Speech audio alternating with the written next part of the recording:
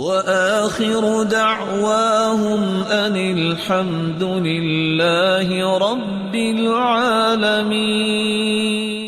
پہلا کام یہ ہے کہ ایام بیس کے روزے رکھیں۔ حدیث کہتی ہیں یذہبن وحر الصدر، جو بندہ ایام بیس کے 3 روزے رکھتا ہے، 13، 14 اور 15 چاند کی، دل کو کرید کے ہر قسم کی میل کچیل جو ہے وہ اللہ تعالیٰ اس کی صاف کر دیتے۔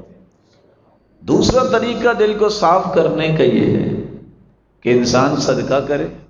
جب انسان صدقہ کرتا ہے، حدیث میں آتا ہے ایک شخص آیا، اس نے کہا کہ میرا دل بڑا سخت ہے۔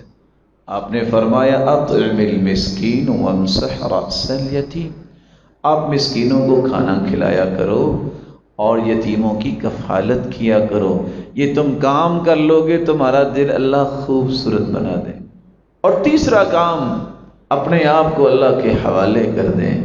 اللہ ذوالجلال سے دعا اور توفیق مانگنا یہ ایک ایسا کاریگر علاج ہے کہ انسان کی تو اپنی طاقت ہی کو نہیں ہے، جب اللہ سے مانگے گا تو اللہ اس کے دل کو خوبصورت بنا دے۔ چوتھا علاج بھی ہے کہ آپ زندگی میں معاف کرنا سیکھیں۔ صحابی نے سوال کیا کہ افضل ترین ایمان کون سا ہے؟ آپ نے 2 لفظ بولے، الصبر والسماحہ، برداشت کریں، صبر کریں، السماحہ، اتنا کھلا سینہ بنائیں، پرواہ ہی نہ کریں۔ وہ صحابہ نے صدقہ کیا تھا نا، تو صحابی ایک آگے کہتے اللہ کے رسول مال تو میرے پاس نہیں ہے لیکن میں بھی صدقہ کرنا چاہتا ہوں۔ کہا مال نہیں ہے تو پھر صدقہ کیسے کرنا چاہ رہے ہو؟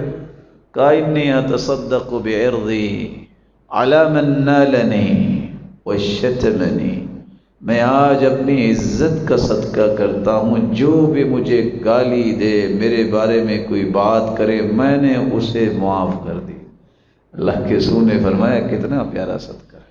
تو جب تک انسان روزے نہیں رکھتا، صدقہ نہیں کرتا، اللہ سے توفیق نہیں مانگتا اور معاف کرنے کی صلاحیت پیدا نہیں کرتا، یہ دل صاف ہوتا ہی نہیں ہے۔